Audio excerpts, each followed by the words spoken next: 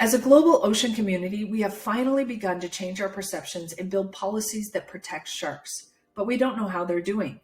eShark was designed to help us know more and do more collaboratively.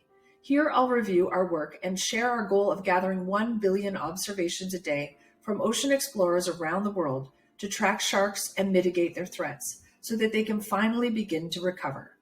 Let's dive in.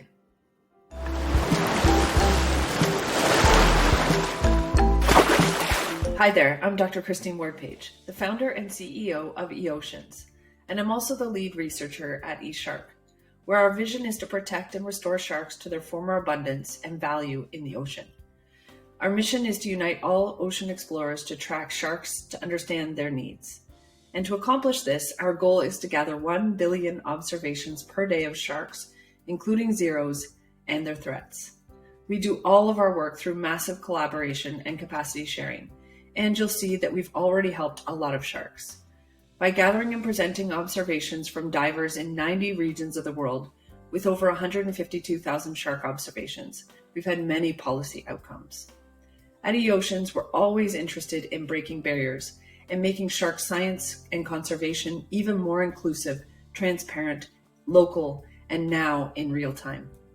Here I'll give 3 examples and a few more insights into what we've accomplished so far, but I encourage you to read the papers to learn more. For the first example, people love manta rays. Tourists spend millions of dollars per year to see them in just a few locations. So alarms rang when they started to disappear, and they were proposed to be listed on CITES, or the endangered species list. But there wasn't the data to support that international trade was threatening them. By gathering observations from scuba divers in 90 regions of the world, we revealed that although only 2 countries reported catching manta rays, that they were being caught and sold in markets around the world. The threats were particularly high in areas adjacent to hotspots, where they're important for ecotourism and where they're protected. These discrepancies provided the evidence that was needed to support their listing on the endangered species list that restricts and controls international trade. Divers who shared their insights were an essential part of this outcome. Another example is the Great Fiji Shark Count.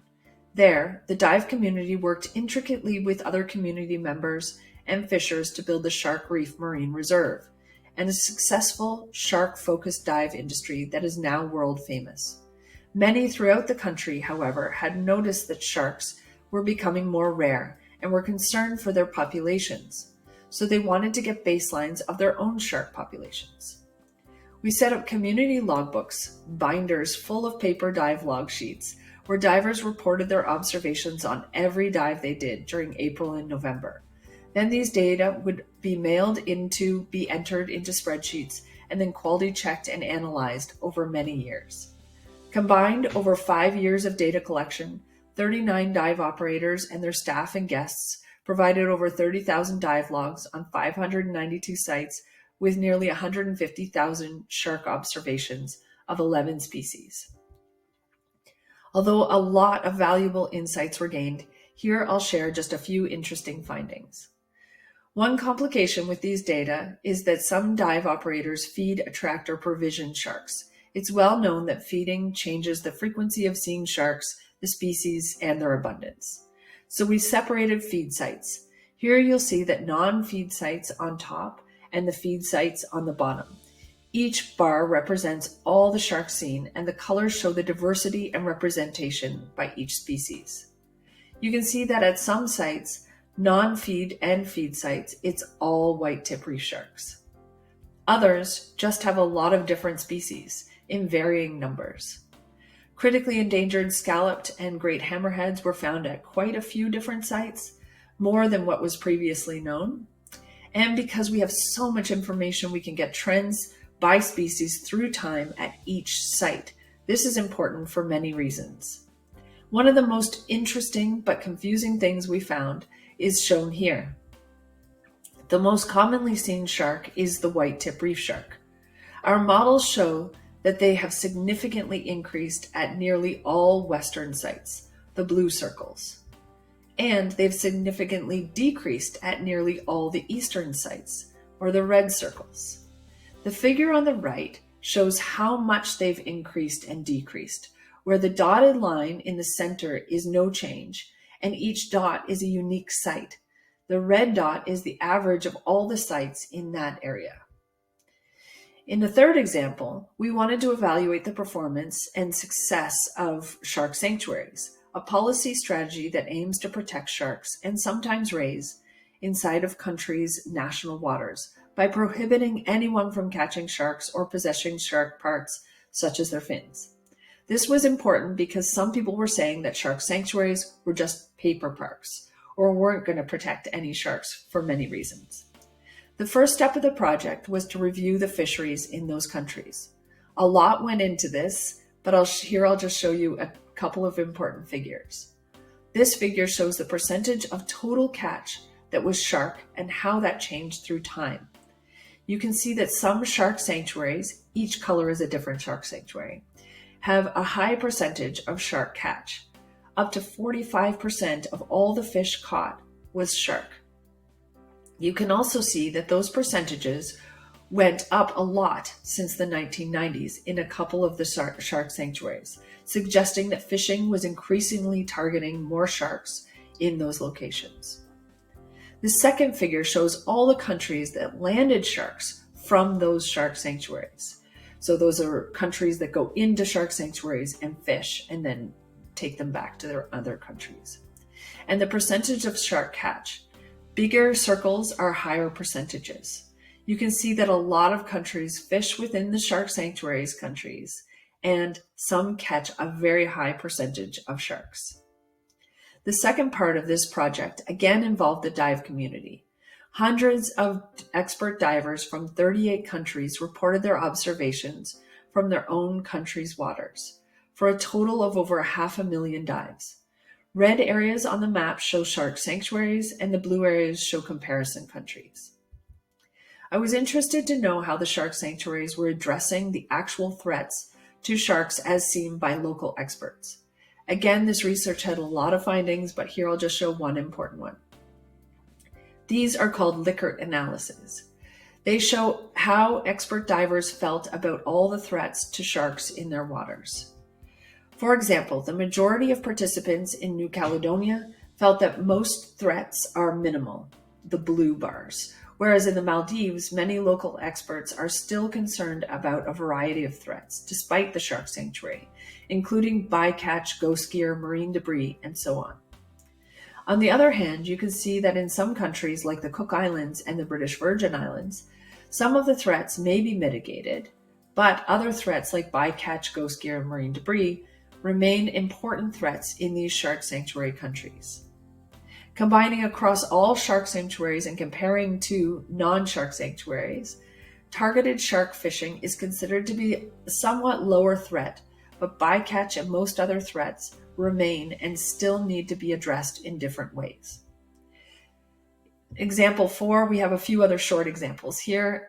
Similar to the Great Fiji Shark Count, we partner with Shark Guardian in Thailand and dive operators to help describe their shark populations. Again, a lot of dives, a lot of sites surveying 12 species, with detailed maps and information about shark diversity, occurrence, and relative abundance, where they school, where they mate, and so on. Another example, we gathered all the available data on shark catches and found that about 100 million sharks are killed each year, ranging from 63 to 278 million, or die every year for their fins, meat, bycatch, and so on. We also found that participatory science or citizen science is an important best practice in shark monitoring, science management, and conservation throughout the world. And importantly, before doing any of this work that I've described here, I first did my PhD to evaluate the value and limitations of divers for tracking sharks and rays. I found that divers with more than 20 dives, just 20 dives, in their life are just as good at spotting and counting sharks as those with thousands of dives. So even if you feel like you're a beginner, you can still help us track sharks and rays. Local dive experts with interest in sharks are just as good, if not better, than many fish scientists at identifying sharks to species and detecting new and rare species. Divers using the roving diver technique, essentially going where they want to go on their dive. That is better at detecting and counting sharks, better than most scientific methods where we use pelt transects or quadrats or stationary point counts. The point is, no matter how new you are, you can help sharks by reporting your observations while you're exploring the ocean. And we know how to treat those data. After all these great wins and momentum towards participatory and citizen shark science, and with more researchers pursuing participatory science projects, there was a huge problem. We were all reinventing the wheel over and over. Divers were logging their observations multiple times, first in their own dive logbooks and social media, and then sharing to many scientific projects. While running eShark for eShark Thailand, eManta, and the Great Fiji Shark Count, for example, there were at least 10 other researchers from different parts of the world who were also trying to collect shark data. And then others for manatees, dugongs, whales, rays, turtles, seahorses, and so on. Divers then needed to log every observation dozens of times for themselves and then for science. It was a crazy waste of time, and so few people actually know how to use these types of data. So moving forward, we'll be scaling up eShark, eManta, and many other types of participatory science projects using the eOceans mobile app and platform, which we've purposefully designed and built over the last 6 years, so that we can do all these projects in one place in real time. All right, so now that you've learned about our foundational work and want to get involved in helping track shark populations, it's time to get started. The platform consists of a dashboard and mobile app.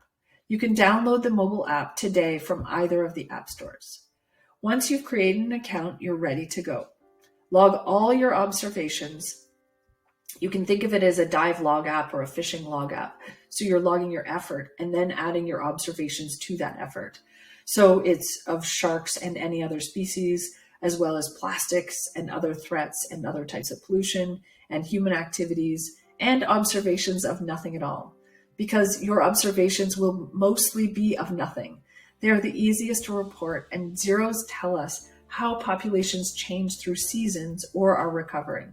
Imagine a site that in the summer has 0 sharks, but in the winter has 15 sharks, or before recovery it has 0 sharks and after recovery has 15 sharks, for example. I really can't overstate the value of the zeros. When you see a shark, how many did you see? And if you don't know the species, you can just record shark, or you can consult our field guide, our in-app field guide, where you can just look for the FG icon and it'll help you try to identify the species you saw. And if you see something interesting about the shark you saw, then you can click on the health heart and record many other attributes of the shark, such as size, injuries like from hooks, feeding, mating, cleaning, diseases, and so on. You can also log their threats like plastic pollution, ghost gear, fishing, etc. And you can log the people who are valuing the sharks. If they recover, wouldn't it be great to be able to say, look at how many people are valuing the sharks afterwards? An important thing to note about the eOceans platform is that it takes an ethical approach to data collection and sharing, such that data contributors, that's you own your data and can decide who to share the data with, and can help interpret the results and are enabled to facilitate knowledge distribution and empowered to be an integral part of the ocean action dialogue. eOceans does not share the exact location of your species or sites to anyone outside of you unless you have agreed to. And this helps protect them from poaching. You don't want to expose the exact locations of special places or of species to poachers or other harvesters. Although many sharks are now protected from some threats, most are still vulnerable. This shark, for example, got away, but millions of others aren't so lucky. With eShark, we can track sharks and their recovery success while helping to identify and mitigate their threats and inform policy, because sharks play a vital role in our ocean ecosystems. Remember, our goal is to gather and process 1 billion observations per day of sharks with their threats, and we need you to help make that happen, because we need a future with sharks. If you have any questions about participating in shark science, leave a message below. eOceans, for the ocean, for us.